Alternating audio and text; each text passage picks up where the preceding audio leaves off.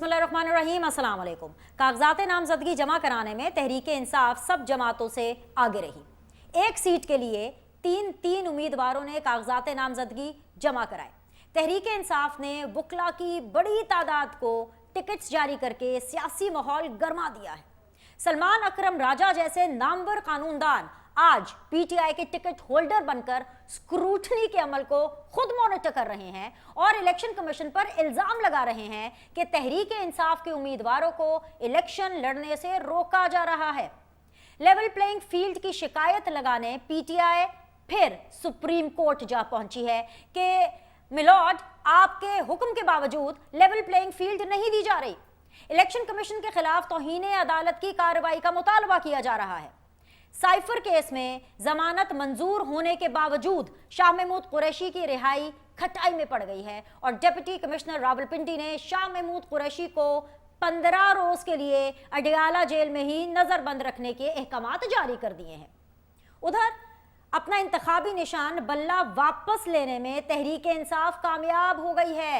PTI ने खास हिकमत अमली के तहत पेशावर हाई कोर्ट को चुना, जहां आज समाअत हुई।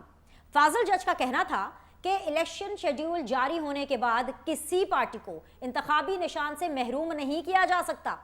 फाजिल जज ने रिमार्क्स दिए कि अगर नून लीग से शेर, पीपल्स पार्टी से तीर का इंतखाबी निशान वापस ले लिया जाए तो क्या होगा। साफ लग रहा है कि इलेक्शन कमीशन एक जमात को इलेक्शन से बाहर कर रही है। पेशावर हाई कोर्ट ने हतमी फैसले तक इलेक्शन कमीशन के हुक्म पर अमल दरामद रोकते हुए बल्ले का इंतखाबी निशान वापस लेने का इलेक्शन कमीशन का नोटिफिकेशन मुअत्तल कर दिया और इस तरह तहरीक इंसाफ को एक और अदालती रिलीफ बर वक्त मिल गया। हाई कोर्ट्स हो या सुप्रीम कोर्ट, हर जगह से तहरीक इंसाफ को बर वक्त रिलीफ मिल रहा है। इसके बावजूद तहरीक इंसाफ की जानिब से लेवल प्लेइंग फील्ड ना मिलने का वावेला प्रोपेगेंडे के सिवा कुछ नहीं है। जी हां, ये 2023 है, 2018 नहीं। आज अदालतें आजादाना काम कर रही हैं। 2018 की तरह आज एस्टैब्लिशमेंट और अदालतों का कोई गठजोड़ नहीं है। इमरान खान नवाज शरीफ से इस लिहाज से खुशकिस्मत हैं कि उन्हें जनरल बाजवा नहीं, जनरल आसिम मुनीर जैसे गैर सियासी आर्मी चीफ मिले।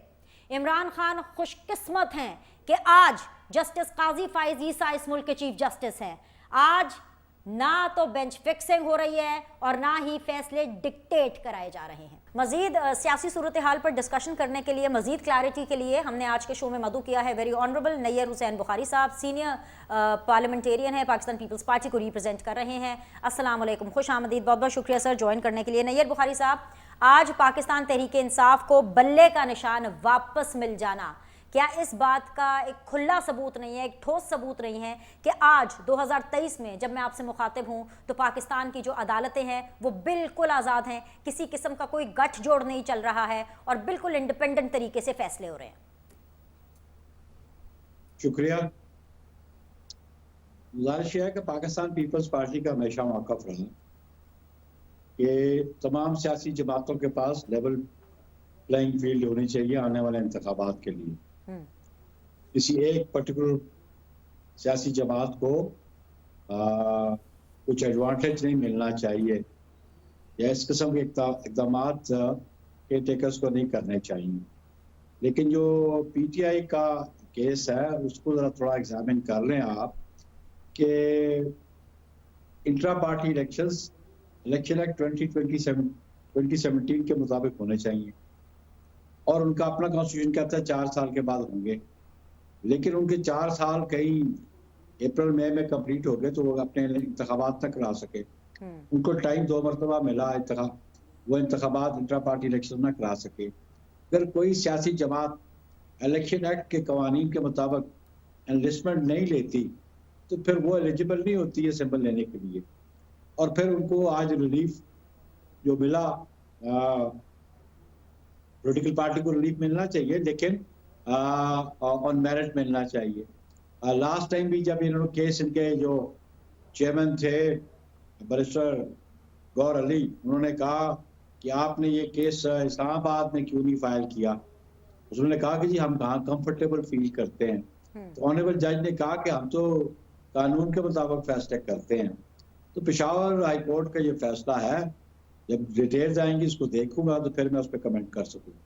लेकिन आपको ये लग रहा है कि इमरान खान साहब को एक होता है इंसाफ मिलना, पीटीआई को एक होती है बात कि उनकी सुनवाई हो रही है, उनको हर फोरम के ऊपर मौका मिल रहा है, चाहे इंतखाबी निशान हो, मतलब आज देखें हाई कोर्ट से रिलीफ मिला, इससे पहले सुप्रीम कोर्ट ऑलरेडी साइफर वाले मामले के अंदर एक बहुत बड़ा रिलीफ दे चुकी है जो कि जमानत की सूरत में है, जिसके ऊपर बिलावल भुट्टो ने बड़ी अपनी आवाज़ उठाई और यहाँ तक आवाज़ उठाई कि उन्होंने जुडिशल इंक्वायरी का जो है वो मुतालबा कर दिया है कि भाई इसकी इंक्वायरी जो है वो एक जुडिशल तरीके से होनी चाहिए। इंसाफ का मिलना, सुने जाना और बर वक्त, please focus on this word, बर वक्त इंसाफ का मिलना आपको ठीक लग रहा है? देखिए जी, पाकिस्तान पीपल्स पार्टी वाहिद वो जमात है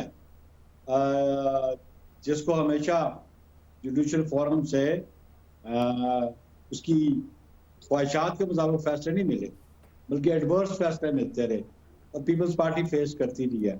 अब दीगर जमातों को आप देख लें कि वो किस तरह उनको रिलीफ मिलती रही है, और चाहे एक जमात हो या दूसरी जमात हो। लेकिन हम ये समझते हैं कि जो भी फैसले हों, जो भी रिलीफ हो, कानून के मुताबिक हो।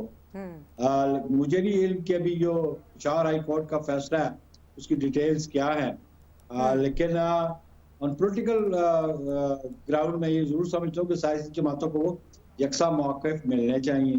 के साथ ये भी है कि अगर कानून आपने इलेक्शन एक्ट बनाया है उसकी जो प्रोविजंस हैं उस पर भी पॉलिटिकल पार्टीज को काम करना चाहिए, उस पर अमल करना चाहिए। अगर उस पर अमल नहीं करते तो फिर वो एंटाइटल्ड नहीं है किसी रिलीफ के। तो ये देखना पड़ेगा उस जजमेंट को। लेकिन हम ये समझते हैं कि अगर किसी ने गलत मुकदमा बनाया है किसी के खिलाफ, चाहे ए के खिलाफ या बी के खिलाफ, और अल्टीमेटली उन महकमों को भी जवाबदेह होना चाहिए। बिल्कुल बिल्कुल ऐसे ही है, क्योंकि जाहिर सी बात है अभी कुछ घंटों पहले ये फैसला आया, बाकायदा तौर पर इसको पढ़ा जाएगा, फिर इसकी मजीद जो लवाजमात है वो पता चलेंगे। लेकिन सर एक स्टडी कह लीजिए या एक पैटर्न कह लीजिए, मैं खैर पैटर्न ही इसको इस्तेमाल करूंगी इस लफ्ज़ को, कि एक पैटर्न ऐसे चल रहा है कि कोर्ट टू कोर्ट मैटर करता है जो डिसीजन आ रहा है। जैसे कि फॉर एग्जाम्पल पीटीआई ने, मैं ये समझती हूँ कि बड़ी क्लेवर मूव की और बड़ी स्मार्ट मूव थी पॉलिटिकली, कि उनको क्योंकि लाहौर हाई कोर्ट पर, क्योंकि उनको इस्लामाबाद हाई कोर्ट के ऊपर इतना ज़्यादा उनको एतमाद नहीं था, और बल्कि इस्लामाबाद हाई कोर्ट के चीफ जस्टिस को तो लेकर के प्रॉपर तरीके से उन्होंने प्रोपेगेंडा शुरू किया है कि वो एक बायस्ड हैं और हर समात पे उनके खिलाफ जो है कुछ ना कुछ वो निकाल लाते हैं, तो लिहाजा पेशावर हाई कोर्ट का इंतखाब किया गया। आपको भी ऐसा लग रहा है कि it matters court to court, क्योंकि पेशावर हाई कोर्ट का फैसला उन्होंने एक रिलीफ दिया, सिंगल बेंच ने रिलीफ दिया। Are you also seeing it like this? देखिए बात यह है कि अभी मुझे डिटेल्स नहीं पता कि उन्होंने क्या सिंगल जज बेंच ने क्या फैसला किया, लेकिन इस पे तो ऑलरेडी वो जो साबका एक मुकदमे में बैरिस्टर ने मौक़िफ़ इख्तियार किया कि जी हम यहाँ थे, हम यहाँ कंफर्टेबल फील करते हैं, तो जज साहब का एक मौक़िफ़ सामने आ गया था। तो फिर ये देख लें आप, ये खुद समझते हैं कि सिर्फ पाकिस्तान में सिर्फ पेशावर हाई कोर्ट इंसाफ फराहम करता है, बाकी हाई कोर्ट फराहम नहीं करती। इनका पीटीआई का ये मौक़िफ़ है, पीटीआई का फिर उनका ये इल्ज़ाम होगा कि इस्लामाबाद हाई कोर्ट हमें रिलीफ नहीं देती, ये इंसाफ नहीं कर देती, लाहौर हाई कोर्ट इंसाफ नहीं देती, तो ये बराह रास्त तो कंटेम्प्ट के ज़ुमरे में ये बात नहीं आती। Right, let's see what the courts have to say about this. लेकिन सर ओवरऑल मजमूई तौर पर क्या आपको लगता है पाकिस्तान पीपल्स पार्टी की, आप मुतमईन हैं कि ये जो सियासी माहौल बना हुआ है इंतखाबात को लेकर के, it is satisfactory, the ground is fine and you people are happy and comfortable कि हाँ जी ठीक हो रहा है जो भी हो रहा है, अभी हमें खुल करके इलेक्शन लड़ना चाहिए? देखिए पीपल्स पार्टी का मौक़िफ़ तो बड़ा वाज़ेह था जब से ये केयर टेकर आए, और जिस तरह का केयर टेकर का कंडक्ट था सिविल और मिलिट्री ब्यूरोक्रेसी का, वो कौम के सामने है, एस्टैब्लिशमेंट का रोल कौम के सामने है। लेकिन हम ये चाहते थे कि ज़्यादा जिम्मेदारी जो थी वो केयर टेकर्स की थी, वो ईसीपी की थी, और वो इंश्योर करते कि तमाम पॉलिटिकल फोर्सेस को इक्वल अपॉर्चुनिटी होती, लेवल प्लेइंग फील्ड होती, ताकि आने वाले इंतखाबात के जो रिजल्ट्स आए उनके पे कोई क्वेश्चन मार्क ना हो, उन पे कोई सवालिया निशान ना हो, लोग उसको एक्सेप्ट करें। अगर रिजल्ट्स अगर मनूवर्ड हुए, इंजीनियर्ड हुए, तो वो पाकिस्तान में पॉलिटिकल स्टेबिलिटी नहीं आएगी उससे। तो सर लेवल प्लेइंग फील्ड नहीं है क्या, या है? मैं समझता हूँ कि it varies law, how even it varies from high court to high court. Okay, एक फोरम से दूसरे फोरम, तीसरे फोरम, लेकिन हम समझते हैं कि हम तवक्को भी करते हैं, उम्मीद भी करते हैं, हमें एतमाद भी है कि जो अदालतें हैं आइन और कानून के मुताबिक फैसला करती हैं। राइट सर, लेकिन पाकिस्तान इसके साथ हम ये भी समझते हैं कि ईसीपी की जिम्मेदारी या आईनी जिम्मेदारी है वो इंश्योर करे कि तमाम के लिए लेवल प्लेइंग फील्ड है और free and fair transparent election कराने उनकी जिम्मेदारी है। Absolutely sir, Pakistan Peoples Party ने भी लेवल प्लेइंग फील्ड के बारे में बहुत बात की, अब तक बात करी है, आप अभी भी मेरे शो में भी इस हवाले से बात कर रहे हैं। पीटीआई भी बहुत बात करती है लेवल प्लेइंग फील्ड के बारे में। And the reason of asking this question to you sir कि इलेक्शन का माहौल आप लोग को कैसे लग रहा है, क्योंकि पाकिस्तान पीपल्स पार्टी की एक डेमोक्रेटिक स्ट्रगल है जिससे हर कोई वाकिफ है। और सर मैं आपको एक फैक्ट, एक नंबर दे देती हूँ। पाकिस्तान तहरीक इंसाफ की लगभग कोई 807 806 सीटें हैं और इनके लिए जो कागजाते नामजदगी जमा हुई है ना ओवरऑल, वो 2400 से जायद हैं, यानी 3 टाइम्स ज्यादा। इस वक्त मीडिया पर छाई रहने वाली पार्टी पाकिस्तान तहरीक इंसाफ, इस वक्त लाइमलाइट में रहने वाली पार्टी पाकिस्तान तहरीक इंसाफ, प्रोपेगेंडा करने में नंबर 1 पार्टी पीटीआई, और सबसे ज्यादा शिकायत भी वही कर रही है, वो पार्टी जिसने सबसे ज्यादा कागजात नामजदगी जमा कराए हैं। सर ये लेवल प्लेइंग फील्ड नहीं तो क्या है? मुझे तो ऐसा लग रहा है कि बाकी पॉलिटिकल पार्टीज को लेवल प्लेइंग फील्ड नहीं मिल रही है जितनी पीटीआई को मिल रही है। बिल्कुल आपने बजा फरमाया कि एक तो उस जमात के टिकट्स के कंटेंडर बहुत हैं। अगर टिकट के फैसले पहले किए जाते तो शायद इस तादाद में एप्लीकेशंस ना सबमिट होती। अब तो देखे ना, किसी एक के पास भी टिकट नहीं है, बहुत सारे कंटेंडर्स हैं, बहुत सारे एस्पायरेंट्स हैं टिकट के। तो जो एस्पायरेंट्स हैं तो उन सब ने अप्लाई कर दिया। अगर टिकटों का फैसला पहले हो गया होता तो फिर मैं पूछता कि 2400 बंदों ने अप्लाई किया कि नहीं किया। तो that's a difference, you know. पहले इलेक्शंस जब होते थे तो पॉलिटिकल पार्टीज अपने कैंडिडेट्स के टिकट्स पहले अनाउंस कर देती थी। अभी तक पॉलिटिकल पार्टीज ने किसी सियासी जमात ने भी टिकट अनाउंस नहीं किए, तो इसलिए एस्पायरेंट्स ज्यादा हैं। और ऑब्वियसली एस्पायरेंट्स जब सियासी जमातों के पास वो दरखास्तें मांगते हैं टिकट्स के लिए, तो एक एक कॉन्स्टिट्यूंसी में 6-6 8-8 उम्मीदवार होते हैं। पाकिस्तान पीपल्स पार्टी के पास भी ऐसी एप्लीकेशंस हैं जो नेशनल असेंबली, प्रोविंशियल असेंबलीज की थी, लेकिन हमने शॉर्ट लिस्टिंग की हुई थी और जो शॉर्ट लिस्टिंग के नाम थे उन्होंने अप्लाई किया। नैयर बुखारी साहब, ये आप मुझे खबर दे रहे हैं और ये मैं रिपीट करके इसकी तस्दीक कर रही चाहूंगी। आप ये मुझे कह रहे हैं कि जैसे पीटीआई ने एक सीट के ऊपर 2-2, 3-3 उम्मीदवारों को टिकट दिए हैं, क्या पाकिस्तान पीपल्स पार्टी के पास भी यही चॉइस थी? आपने भी एक सीट के ऊपर, आपके पास इतने ज्यादा नॉमिनेशन थे कि 2-2, 3-3 कैंडिडेट थे। This is a news for me. No, हमारे पास बहुत कैंडिडेट्स थे, हमारे पास एप्लीकेशंस थी। ये हम रिकॉर्ड से एस्टैब्लिश कर सकते हो। मैं बतौर सेक्रेटरी जनरल रिकॉर्ड से एस्टैब्लिश कर सकता हूँ कि मेरे पास कितनी एप्लीकेशंस प्रोविंशियल और नेशनल असेंबली की आई। लेकिन हमने उनमें से भी 3-3 नाम को शॉर्ट लिस्ट किया फॉर फाइनल डिस्कशन और फाइनल डिसीजन। तो वो तो अगर हम सबको कहते आप जिन्होंने एप्लीकेशंस दी थी कि आप नॉमिनेशन फाइल कर दो, तो हमारी भी तादाद बढ़ सकती थी। इसलिए पीटीआई की जो अगर इतनी तादाद है तो उनके एस्पायरेंट्स जो थे हम सब ने फील्ड अपने फाइल कर लिए नॉमिनेशन पेपर। सर एस्पायरेंट्स का तो खैर पता नहीं, ये तो आप लफ्ज इस्तेमाल कर रहे हैं, लेकिन ये जो आप कमाल कह रहे हैं ना कि वो कमाल की बात नहीं है। सर एक चीज को तो दाद आपको पीटीआई को देनी पड़ेगी कि जितने पाकिस्तान में वकील थे ना, सबका पॉलिटिकल करियर पीटीआई ने स्टार्ट करवा दिया। सर जितने वकील पीपल्स पार्टी, पीएमएलएन, मौलाना साहब, एमक्यूएम पाकिस्तान, इनके वकील इतने नहीं होंगे केस लड़ने के लिए जितने वकील पीटीआई में इस वक्त टिकट पर मौजूद हैं। सर देखिए जी, बात यह है कि चाहे कोई वकील हो या किसी और प्रोफेशन से हो, वो अगर ख्वाहिश रखता है इंतखाब में हिस्सा लेने के लिए किसी पॉलिटिकल पार्टी से, वो उसका राइट बनता है। ओके, चलें अब आपकी ज़रा स्पेसिफिकली पीपल्स पार्टी की बात कर लेते हैं। सर कल मैंने कुछ ऐसे मनाजर देखे, गिलानी साहब थे, मौलाना साहब थे, कुछ पंजाब के हवाले से लग रहा था कि कोई ऐसी सीट एडजस्टमेंट चल रही है। दो सवाल है इसी चीज़ को लेकर के। नंबर वन कि क्या आप लोगों ने वाकई मौलाना साहब से सीट एडजस्टमेंट कर ली है, वो मौलाना साहब जिनको लेकर के पीडीएम में पाकिस्तान पीपल्स पार्टी का बाकी पीडीएम के साथ फड्डा हुआ कि भाई सदारत सिर्फ मौलाना साहब क्यों रखना चाहते हैं। और इसके अलावा दूसरी बात यह है कि पंजाब में अगर अलायंस की बात आई या सीट एडजस्टमेंट की बात आई तो आपने नून लीग के बजाय क्या मौलाना को तरजीह दी है? देखिए, ये सारा जो क्वेश्चन है it is a pre mature question. Okay. इसलिए कि हमने बिल्कुल कमेटीज कॉन्स्टिट्यूट की हैं और जिसपे पाकिस्तान पीपल्स पार्टी ने पॉलिटिकल पर्सनालिटीज के साथ गुफ्तगू शरीक करने के लिए हमने चारों सूबों में टीम जो है कॉन्स्टिट्यूट की थी। और वो पॉलिटिकल डायलॉग करने में पाकिस्तान पीपल्स पार्टी हमेशा बिलीव करती है। किसके साथ हम करते हैं नहीं करते हैं, ये अल्टीमेटली जो हमने टीम्स कॉन्स्टिट्यूट की थी वो अपनी रिपोर्ट सबमिट करेंगी।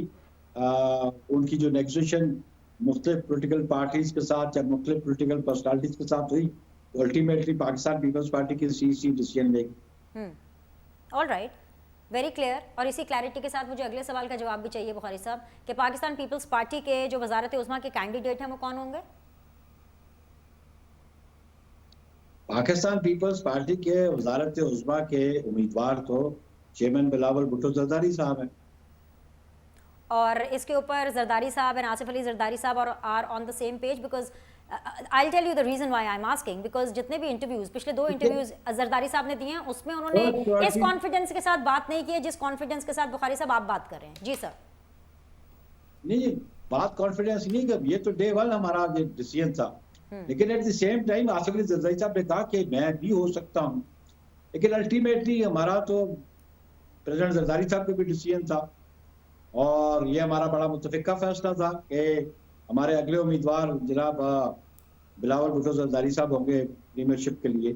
लेकिन केसेस तो डिस्कशन तो हो सकती है और उस पर प्रोबेबिलिटीज भी हो सकती है कि जरदारी साहब खुद भी उम्मीदवार बन सकते हैं। लेकिन सारा डिपेंड करता है आने वाले इंतखाबात के नताइज पे। वो पोजीशन हर पॉलिटिकल पार्टीज की सामने तब आएंगी जब ये 2024 के रिजल्ट्स आएंगे। पॉलिटिकल पार्टीज की पोजीशन समझ आएगी कि नेशनल असेंबली में किसके पास कितनी सीट्स है, तो फाइनल डिसीजन तब होगा। मीन्स कि you people are still open for options कि अगर बिलावल साहब नहीं तो जरदारी साहब पर भी बात हो सकती है। That is really I just wanted to ask sir. पुराने सियासतदानों का वक्त खत्म हो चुका है। बिलावल भुट्टो साहब ने बात 1 नहीं 2 नहीं 3-4 दफा की है। किसके बारे में बात कर रहे हैं, किस तरफ इशारा दे रहे हैं सर?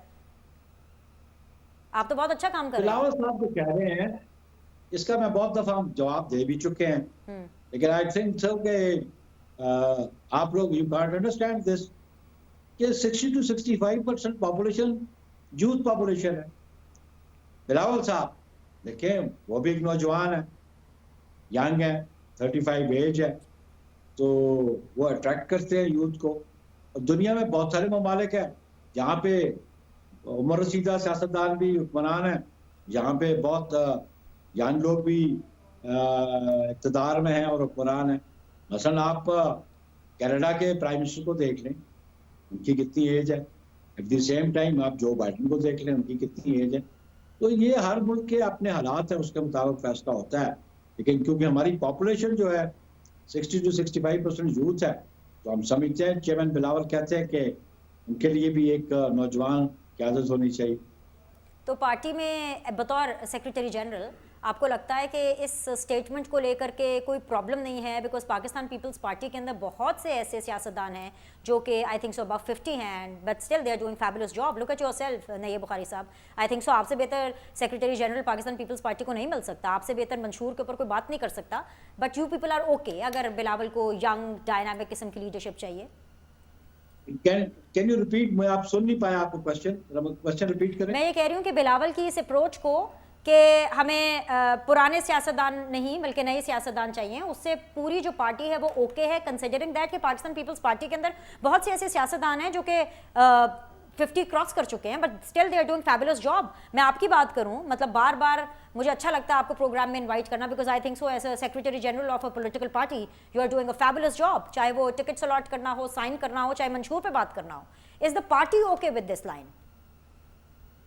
देखिए जी, बात यह है कि एक तो चेयरमैन बिलावल ने भी कहा कि माजी में जो पॉलिटिक्स रही है पोलराइजेशन की, वो पॉलिटिक्स नहीं होनी चाहिए। माजी में की जो क्यादतें हैं पोलराइजेशन रही है, इसीलिए मोहतरमा शहीद ने चार्टर ऑफ डेमोक्रेसी किया था और उस चार्टर ऑफ डेमोक्रेसी की सर्टेन कंडीशंस थी और उन कंडीशंस पे इम्प्लीमेंट नहीं हुआ। एक जमात ने चार्टर ऑफ डेमोक्रेसी को वायलेट किया। और आज भी चेयरमैन बिलावल जो कहते हैं कि फ्यूचरिस्टिक पॉलिटिक्स होनी चाहिए, अब माजी को हम छोड़ के मुस्तकबिल की तरफ देखें आप, तो हम समझते हैं कि चेयरमैन की अप्रोच है, वो नौजवान है, पॉलिटिकल विजन रखते हैं और वो सलाहियत भी रखते हैं कि कौम को लीड कर सके। बहुत बहुत शुक्रिया नईब बुखारी साहब आपके वक्त के लिए, and all the very best for the upcoming elections. इसके साथ एक छोटा सा ब्रेक लेना है, ब्रेक के बाद वापस आएंगे, डिस्कशन को जारी रखेंगे विद द डायनामिक पैनलिस्ट। देखते रहिए सीधी बात बीनर सलीम के साथ।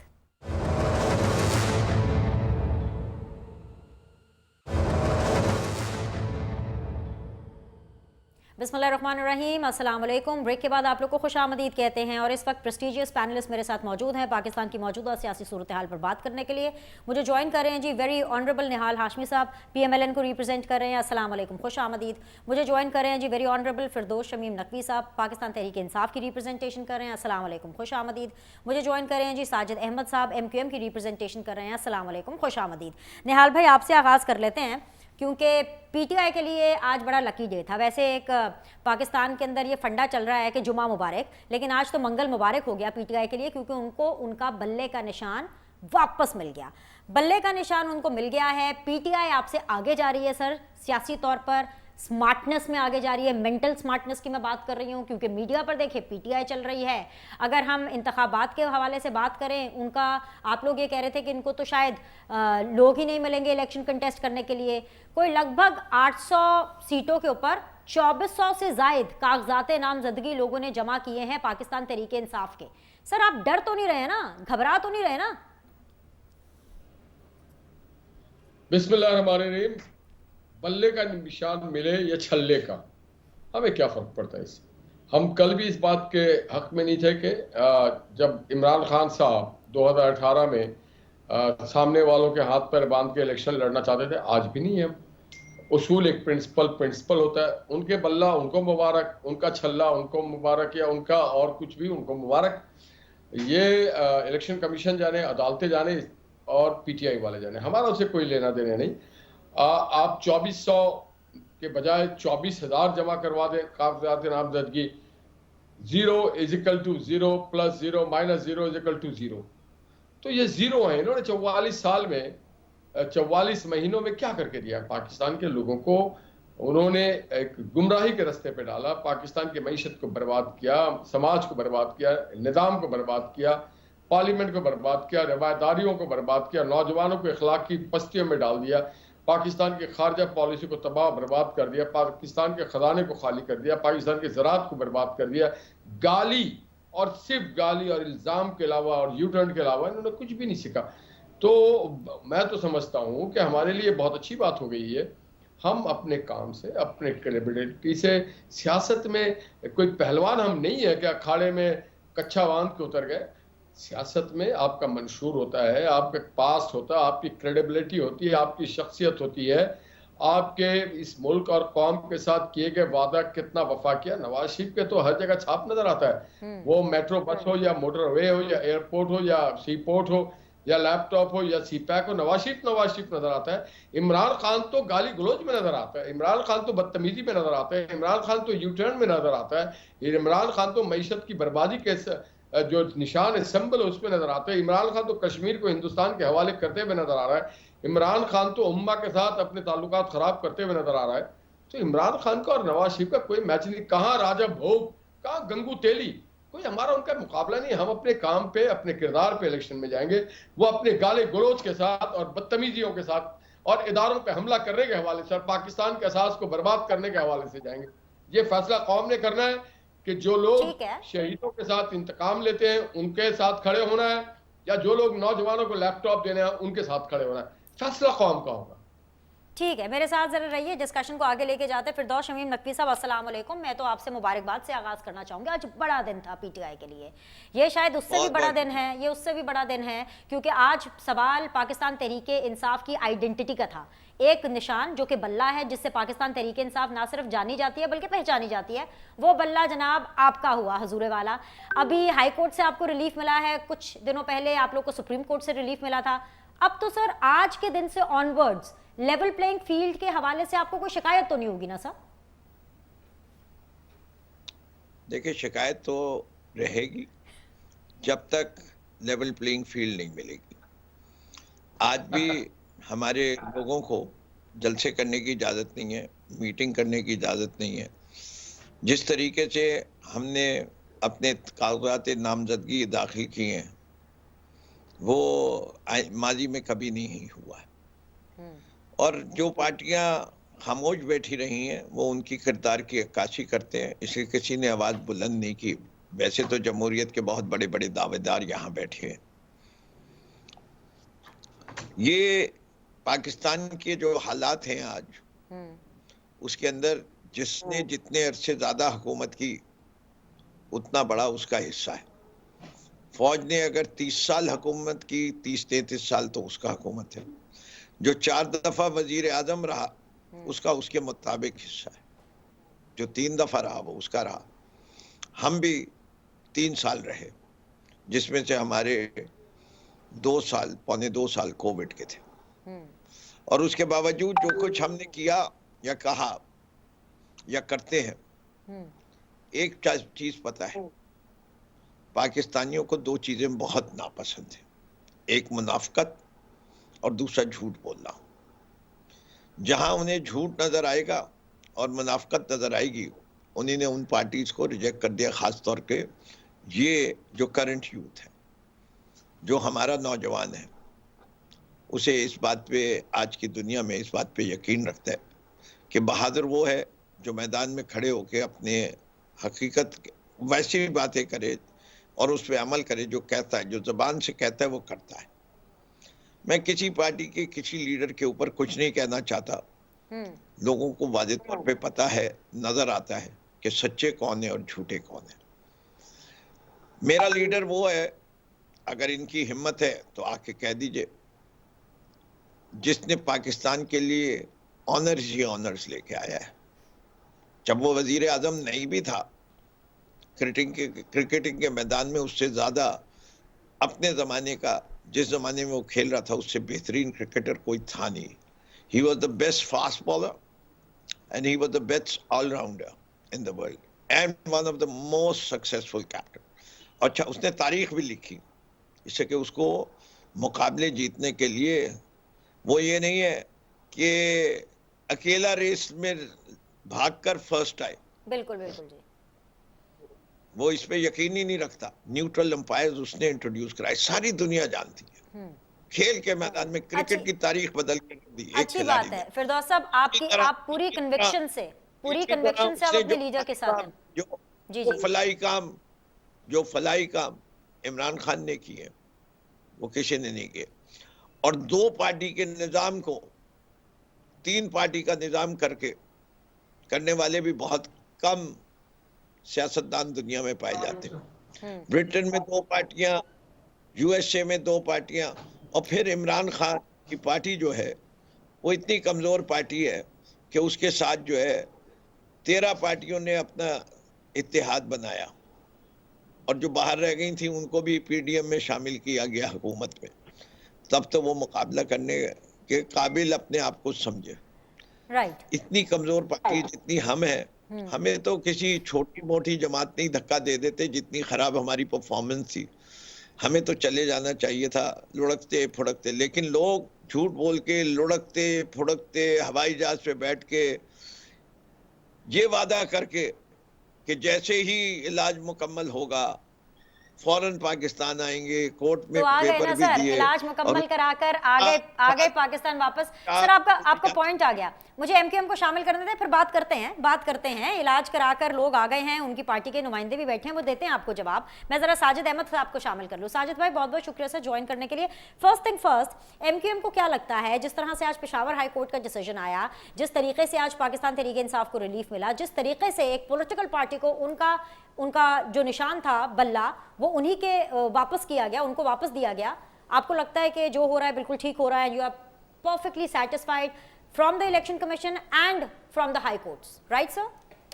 बिस्मिल्लाह, अस्सलाम वालेकुम। वालेकुम सलाम। अच्छा देखिए, हमें इस पर कोई एतराज नहीं है कि जिस पार्टी का जो निशान है वो उस पार्टी अपने निशान पर लड़े इलेक्शन, उनको स्पेस भी देना चाहिए, ग्राउंड पर आए, मुकाबला करें और इलेक्शन को विन करें। एमक्यूएम का इस पर कोई दो राय नहीं है। एमक्यूएम की राय एक ही है, ठीक है, जो जिसका हक है उसको दिया जाए, उनको ग्राउंड भी दिया जाए, इनको इनका निशान भी दिया जाए और ठीक है ग्राउंड पे छोड़ा जाए। मुकाबला ग्राउंड पर होता है। जिस तरह अभी फिरदौस शरीफ नकवी साहब ने बताया कि इमरान खान ने बड़ी बड़ी क्रिकेट के मैदान में कामयाबी हासिल की, इसमें कोई शक नहीं, इसमें कोई दो राय भी नहीं है कि इमरान खान साहब ने वर्ल्ड कप जीता और मुकाबला किया और टीम को खड़ा किया उस जमाने के अंदर, और वो तमाम चीजें दुनिया के सामने है। लेकिन हमें जो थोड़ा सा जाती तौर पर मैं कहना चाह रहा हूँ कि देखिए, जब 2018 के जो इलेक्शन हुए, जब सियासत के मैदान में इमरान खान साहब आए और 2018 का इलेक्शन जब इन्होंने लड़ा, तो फिर बाजवा साहब की उंगली पकड़ना ही नहीं चाहिए थी इनको ना। जनरल बाजवा साहब की उंगली पकड़कर और जिस तरह से पाकिस्तान के अंदर इनको लाया गया, पाकिस्तान तहरीक इंसाफ को कराची में जिस तरह से एमक्यूएम की गर्दन को दबाकर इनको जितवाया गया, और फिर बाद में चलो जीत भी गए तो बाद में इनके लोग नजर भी कराची के अंदर नहीं आए, कहीं भी इनके एमएनए एमपीए, फिर पूरे पाकिस्तान में जिस तरह से इनको सपोर्ट थी, फिर इनकी हुकूमत बनी बाकायदा तौर पर। हम भी इनके एलाए थे, इत्तेहादी थे, हमने इनसे सेंसस का कहा, सेंसस पर ये वर्किंग नहीं कर सके, इम्प्लीमेंट नहीं कर सके, रीसेंसिस का हमने इनसे कहा था, हमने हैदराबाद यूनिवर्सिटी का इनसे मुतालबा किया, उस मुतालबे को पूरा नहीं कर सके। इन्होंने कहा हम 1100 अरब रुपए कराची को देंगे, वो भी पुराने प्रोजेक्ट थे, वो भी वादे पूरे नहीं हुए। लेकिन सियासत के मैदान में और क्रिकेट के मैदान में ये दो डिफरेंट चीजें हैं, ठीक है ना। क्रिकेट के अंदर बहुत बड़ी बड़ी कामयाबी हासिल की, इसमें कोई शक नहीं। हम ये भी कह रहे हैं कि इनको जगह मिलनी चाहिए पॉलिटिक्स में, इनको स्पेस मिलना चाहिए, हम ये भी कह रहे हैं, क्योंकि तमाम हादसात, सानियात और ये बुरे वक्त एमक्यूएम से ज्यादा कोई नहीं जानता। एमक्यूएम ने ऐसे बुरे वक्त देखे कि एक दिन में एमक्यूएम के 4 कारकुनों को, एमक्यूएम के कारकुनान के 5 3 भाइयों के साथ एक ही दिन में मारा गया ना। और जो हसन हमारा किया गया वो तो शायद पाकिस्तान की तारीख में शायद किसी जमात में ऐसा ना हुआ, लेकिन उसके बावजूद ये हम खड़े हैं। खड़े होने की बुनियादी वजह ये है कि हमारे पास नजरियात हैं, हमारे पास टास्क हैं, हमारे पास गोल हैं, टारगेट्स हैं, और उन टारगेट्स को लेकर चल रहे हैं। मिसाल के तौर पर अभी गुज़श्ता 5-7 महीने के दौरान एमक्यूएम ने पूरे पाकिस्तान के अंदर रिसेंसस का मुतालबा किया था, रिसेंसस हुए, एमक्यूएम इस चीज में कामयाब हो गई कि एमक्यूएम ने 73 लाख की आबादी को कराची में जो गायब कर दी गई, तो उसको ऐड करवाया। इस तरह से कराची का फायदा ये हो कि आगे चल के 71 यूसीज उनकी बढ़ जाएंगी। फिर एमक्यूएम ने अब गुज़श्ता कुछ दिन पहले जो हमारी मुलाकात मुख्तलिफ सियासी जमातों से हुई है, मुस्लिम नून लीग भी है इसमें, हम तो पीटीआई से भी कह रहे हैं कि भाई ऐसा निजाम पाकिस्तान के अंदर लाएं कि लोकल गवर्नमेंट सिस्टम को स्ट्रॉन्ग करें, वफाक डायरेक्ट मेयर को इख्तियारात दे और मेयर डायरेक्ट फिर डिस्ट्रिक्ट को और यूसीज को इख्तियारात दे। जिस तरह से वफाक में आइन के अंदर वज़ीर आज़म पाकिस्तान के इख्तियारात लिखे हुए हैं, सीएम के इख्तियारात, वज़ीर आला के इख्तियारात लिखे हुए हैं, इस तरह से आइन के अंदर मेयर के भी इख्तियारात लिखे होने चाहिए कि उनके डोमेन में कौन कौन से इदारे आ रहे हैं। तो पाकिस्तान को तरक्की पर ले जाने का वाहिद हल लोकल गवर्नमेंट सिस्टम को स्ट्रॉन्ग करना है। और जहां तक रह गई बात सियासत की, पॉलिटिक्स की और स्पेस की, तो हमारा ये वाजे तौर पर पैगाम है, ठीक है, सबको स्पेस दें, आए मैदान में, क्योंकि 18 में हम मैदान में थे और लोगों ने हमें वोट भी दिया था, लेकिन हमारे साथ जोर जबरदस्ती कर हमारी सीटें छीनी गई, और पूरे पाकिस्तान के साथ ही तमाम पॉलिटिकल जमातों के साथ ये हुआ। तो तारीख अपने आप को दोहराती है। तो आज जो आप बोएंगे कल वो काटेंगे भी। मैं समझता हूँ कि जो कल बोया उन्होंने वो आज काट रहे हैं। ठीक है सर, एक छोटा सा ब्रेक लेना है, ब्रेक के बाद वापस आएंगे, सीधी बात बीनर सलीम के साथ में डिस्कशन के सिलसिले को जारी रखेंगे। Will be back.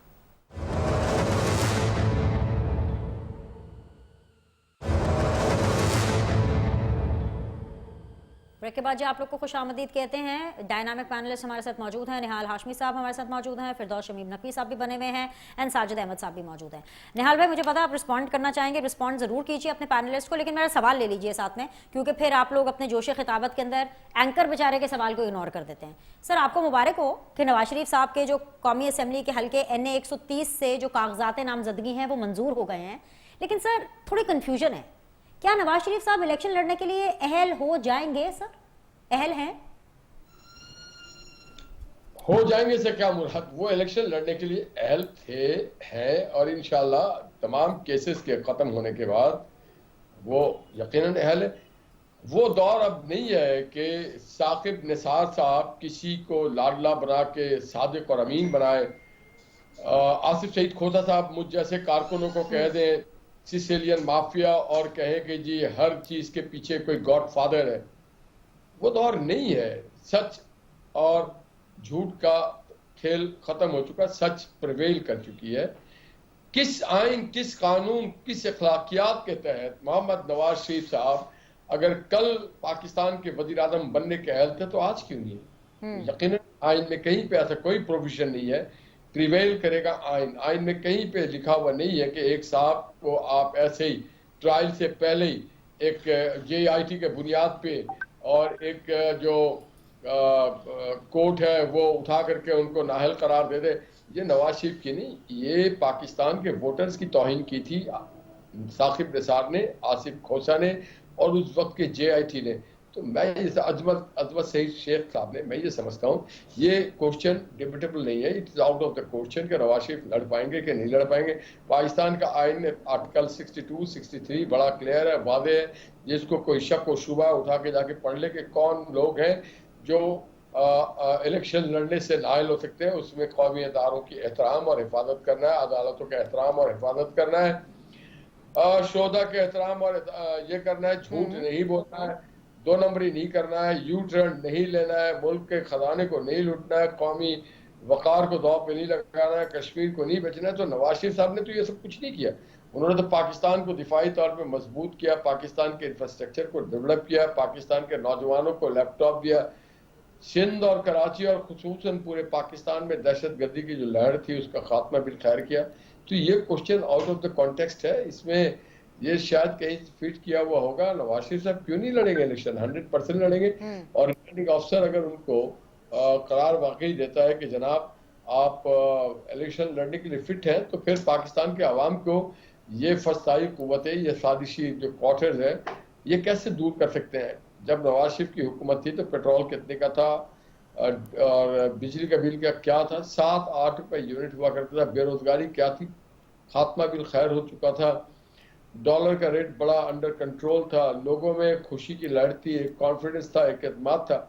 आज पाकिस्तानी कौम को बहुत, अब जो लोग हैं वो लफाजी करते हैं, आए बाएं शाएं करते हैं नवाज शरीफ के हवाले से, उनकी सेहत के हवाले से, उनकी फैमिली के हवाले से, उनके ज़ात के हवाले से, उनके लिबास के हवाले से, उनके गुफ्तार के हवाले से बात करते हैं। वो नवाज शरीफ के अचीवमेंट कारनामे को इनकार नहीं करते कि नवाज शरीफ लाहौर और कराची एयरपोर्ट नहीं बनाया, हाँ नवाज शरीफ ने मोटरवेज नहीं बनाया, हाँ नवाज शरीफ ने बिजली घर नहीं बनाया, हाँ नवाज शरीफ CPAC लेके नहीं है, हाँ नवाज शरीफ के दौर में GDP 5.8 पे नहीं था। ये बात नहीं करते, वो जातियात पे उतरते हैं। तो जो जातियात पे उतरना है उनको उतरने दे, हमें इस बात कोई फिक्र नहीं है, ना कोई गम। ठीक है, जातियात की बात करनी भी नहीं चाहिए, अभी सबको मंशूर की बात करनी चाहिए। बिलावल भुट्टो कल अपनी पार्टी का मंशूर दे रहे हैं, नून लीग, PTI, MQM ये कब अपनी अपनी पार्टीज का मंशूर देंगे, ये जरा बता दीजिए फिरदौस शमीम नकवी साहब। लेकिन इससे सबसे पहले एड्रेस करें कि अगर आपकी जो पॉलिटिकल पार्टी है उनके वो मेंबर्स जो कि रूपोश हैं, जिनका भी कुछ नहीं पता कि वो किधर हैं, उन्होंने अपने कागजात नामजदगी जमा करा दिए हैं, कल को हो सकता है मंजूर भी हो जाए, क्या वो इलेक्शन भी अपनी डिसअपीयरेंस में लड़ेंगे, रूपोशी में इलेक्शन लड़ेंगे, या फिर इलेक्शन लड़ने के लिए तो वो बाहर निकलेंगे? What's the status sir? उनसे कोई राब्ता है रूपोश लोगों से आप लोग का? पहले तो बिस्मिल्लाहिर्रहमानिर्रहीम दोबारा से आऊज़ुबिल्लाहि मिनश शैतानिर रजीम, इसके बाद तो बाकी लोगों को उठ के चले जाना चाहिए था। इसलिए कि मैं ये समझता हूँ कि पहले आपके सवाल का जवाब देने से पहले हजरत MQM साजिद साहब, सेंसस कौन सा है? 2017 में हुआ था ना, उसके बाद अगला सेंसस कब ड्यू था? उसके बाद अगला सेंसस कब ड्यू था? 2027 में, 2027 में था। इस वक्त नई डिलिमिटेशन किस सेंसस पे हुई है? जो सेंसस मुकम्मल कब हुआ? मई 2023 में। ये किसने करा दिया? इतने साल पहले। तो आप या तो पहले झूठ बोल रहे थे या आप ये बात को डिनाई कर दिए। आप बहुत कंफ्यूज आदमी हैं। आप इस वक्त मजबूर कौमी मूवमेंट है, एक फोन की मजबूरी है। जब फोन आता है तो आप अपनी लॉयल्टी तब्दील कर ले एक फोन से, और आप खुद ये मानते भी हैं। खुद आपकी पार्टी के लीडर, नाम नहीं लूंगा इससे कि मैं उनकी इज्जत करता हूं, उन्होंने ये बात मैंने अपने कानों से सुनी है कि एक फोन करवा दो, मामला हल हो जाएगा। तो मजबूर कौमी मूवमेंट को और मैं क्या मजबूर करूं? पहले आप महाजिर थे, महाजिरों को आप दगा दे गए, उनके हकूक को दगा दे गए। अब आप मुत्तहिदा कौमी मूवमेंट बने, कराची के, हैदराबाद के अलावा आप कहीं नजर नहीं आते। तो छोड़े, इनकी क्या बात करूं मैं। अब आ जाए कि हमारे जो लोग हैं, हमारे लोग जो बाहर आ सकेंगे जब उनकी जिंदगियां सिक्योर होंगी, जब लेवल प्लेइंग फील्ड आएगी तो वो बाहर आके लड़ेंगे, वरना वो रूपोश होके भी लड़ेंगे। उन्हें एक दिन जरूर आना पड़ेगा, अपने आप को, जो जिनको एब्सकॉन्डर डिक्लेयर किया हुआ, उन्हें अपने आप को कोर्ट की मर्जी पे सरेंडर करना पड़ेगा। लेकिन उसके बाद वो क्या बाकायदा इलेक्शन कैंपेन लड़ेंगे? मेरे ख्याल से लड़ने नहीं दिया जाएगा, लेवल प्लेइंग फील्ड नहीं मिलेगी। हम जो है वैसे ही लड़ेंगे और इंशाल्लाह जीतेंगे। तीसरी चीज, नवाज शरीफ साहब, मैं उनके कारनामों का भी जिक्र करूंगा, लेकिन मैं एक स्टेटमेंट अपनी पार्टी की तरफ से देना चाहता हूं। जी जी। नवाज शरीफ आ जाओ, अगर नहीं भी लड़ने की इजाजत मिलती, हम कहते हैं इनको इजाजत दो, हम इनको मैदान में हरा के आएंगे। जो इनका तकब्बुर है और जो कुछ इन्होंने कहा है कि हमने किया है, हम इस्तदा करते हैं इलेक्शन कमीशन ऑफ पाकिस्तान से। फिरदौस साहब, इसी चैलेंज का टाइम लिमिटेड है। जी जी जी। नहीं, एक मिनट, एक टाइम लिमिटेड नहीं। If there are two people against speaking against PTI, या तो 2-2 का पैनल लाए या 1-1 का पैनल लाए, ये 1 अगेंस्ट 2 सर मसला यही है ना सर, आपको एक तो ज्यादा टाइम दे रही हूँ, दूसरी बात ये है कि वोट ऑफ नो कॉन्फिडेंस के टाइम से अभी तक कोई और आपके साथ पार्टी खड़ी नहीं है सर। 2-2 मैं कहां से करूं? घर से थोड़ी पार्टी लेकर आऊंगी आपके लिए, इसलिए तो मैं आपको ज्यादा टाइम दे रही हूँ। आप MWM को ले आइए, शेरानी ग्रुप को ले आइए, साथ बिठा दीजिए, 2-2 हो जाएंगे। हैं बहुत सारी पार्टियां, मैं नाम देता जाऊंगा। नहीं सर, लेकिन ना करे, क्या पता वो भी टीवी पर आके आप के अगेंस्ट बोल पड़े, फिर आप मुझे ये मेरे अगेंस्ट बात करें।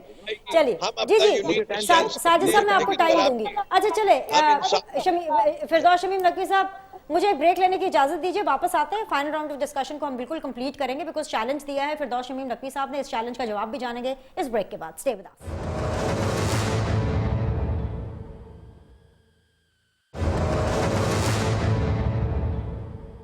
वेलकम बैक जी। साजिद अहमद साहब, प्लीज पहले आप रिस्पॉन्ड कीजिए, फिर मैं PMLN की तरफ जाऊंगी, फरमाइए। तो देखिए, एक तो सेंसस जो सेंसस हुए हैं, और सेंसस पूरे पाकिस्तान में 10 साल बाद होते हैं, ठीक है ना। लेकिन एनकेएम की कोशिशों काविशों की वजह से ये सेंसस 5 साल में रिवर्स हुए हैं, ठीक है ना। अच्छा, फिर एनकेएम ने कराची की 77 लाख की आबादी को बढ़ाने में कामयाबी हासिल की है, ठीक है ना। अच्छा, कोई अगर ये कहे कि मजबूर कौमी मूवमेंट, मजबूर कौमी मूवमेंट के, मैं मजबूर कौमी मूवमेंट के आपको काम गिनवाता हूँ कि मजबूर कौमी मूवमेंट ने यानी एनकेएम पाकिस्तान में काम क्या किया है। एनकेएम ने 2004 के अंदर जब बलदियाती सिस्टम एनकेएम को मिला, ठीक है ना, एनकेएम को 52 माह मिले, 52 माह में 1560 दिन मिले, 268 छुट्टियां थी उसमें, ठीक है ना, तो 1292 दिन मिले। 1260 नए प्रोजेक्ट एनकेएम ने कायम किए, बनाए, ठीक है ना। 4 फ्री कॉरिडोर बनवाए, ठीक है ना। 15,500 किलोमीटर की रोड्स बनवाई, 491 नए स्कूल बनवाए, 192 नए अस्पताल बनवाए, अमराज कब्ज के 40 नए अस्पताल बनवाए, ट्रामा सेंटर अब्बास शहीद का उसको रिवैम्प तो किया। सर फिर बकौल पीटीआई के आप एक फोन कॉल के ऊपर अपनी लॉयल्टी कैसे बदल लेते हैं? जी सर, जी सर, बड़ा मेहरबानी, इंटरप्ट नहीं करें। 1 मिनट की बात है, 1 मिनट का मैं गिनवा रहा हूँ ना, और फिर मैं कहूंगा कि आप अपने काम गिनवा दें, ठीक है ना। अच्छा, इसके अलावा 4, अच्छा इसके देखिए इंटरप्ट करने से ना, अच्छा इसके अलावा 365 कराची में पार्क बनवाए, 193 पानी और सेवरेज के मंसूबे बनवाए, K3 को मुकम्मल करवाया, K4 का काम शुरू करवाया। अगले 50 सालों की प्लानिंग एनकेएम पाकिस्तान ने की, जिसको ये कह रहे हैं मजबूर कौमी मूवमेंट। पूरे शहर में नए नालों का जाल बिछवाया, 193 नई मशीनरीज दी कराची के लिए, 24 नई स्वीपिंग मैकेनिकल मशीनरीज दी गई, ठीक है ना। 75 नई ग्रीन CNG बसेस लेकर आए हम, 255 नए बस स्टॉप बनवाए हमने कराची के अंदर। पहला पाकिस्तान का ऑटोमेटिक पार्किंग प्लाजा जो सदर में बनवाया, 111 पेडिस्ट्रियल ब्रिज बनवाए, ठीक है ना। अच्छा, इसके अलावा एमकेएम ने कम्युनिटी पुलिस का निजाम कराची को दिया, ठीक है ना, कमांड एंड कंट्रोल सिस्टम दिया, ठीक है ना। इसके अलावा इस जमाने के चीफ जस्टिस का कहना था, जिसको कह रहे हैं मजबूर कौमी मूवमेंट, तो उस वक्त के चीफ जस्टिस का कहना था कि अगर किसी का काम देखना है तो एमकेएम के मेयर मुस्तफा कमाल का काम देखो। दुनिया के 12 तेजी से तरक्की करने वाले शहरों में इस शहर को शामिल किया एमकेएम पाकिस्तान ने, जिसको मजबूर कौमी मूवमेंट कह रहे हैं। अच्छा, फिर इसके अलावा अब मैं दूसरी तरफ आ रहा हूँ। अच्छा, इन्होंने कहा कि एक फोन की मार है। अगर ये बात वो शख्स कहता है या वो पार्टी कहती है, हमारी समझ में आती है कि जो खुद किसी की बैसाखी पे चलकर नहीं आते, जो किसी के कंधे पर शोल्डर पर बैठकर नहीं आते, 2018 के अंदर जो कुछ हुआ है तो दुनिया को पता है कि किस तरह से पाकिस्तान तहरीक इंसाफ को लाया गया। अच्छा, अब मैं एक बात और कहना चाहूंगा। अब फर्क क्या है? ठीक है, आप 3.5 साल आ गए, हमने भी आपका साथ दिया, चलो ठीक है, आप आ गए। अब आप मुझे बताएं कि 3.5 साल में आपने परफॉर्मेंस क्या दी? इल्जाम तो बहुत कुछ लगाया दुनिया पर, आपने पाकिस्तान के तमाम पॉलिटिकल जमातों पर, उनको लीडरों को गंदा किया, मुगलजात बकी, गालियां दी, लेकिन आप परफॉर्मेंस, क्योंकि आप दुनिया में होता यह है कि परफॉर्मेंस बेस्ड इलेक्शन होने चाहिए, इल्जामात की बुनियाद पर नहीं कि उससे ये कर दिया, उससे वो कर दिया। सही है सर, लेकिन जो पूरी दुनिया में होता है वो पाकिस्तान में नहीं होता। पाकिस्तान में एक शख्सी लीडर के पीछे उसके जितनी फॉलोइंग होती है उस हिसाब से इलेक्शंस होते हैं। बहुत बहुत शुक्रिया जी, आज वक्त की कमी रही क्योंकि आज माशाल्लाह सारे ही बहुत बोलने वाले पैनलिस्ट थे। इंशाल्लाह ताला आप लोगों से कल मुलाकात करेंगे, फीडबैक का इंतजार रहेगा। देखते रहिए सीधी बात बीनर सलीम के साथ।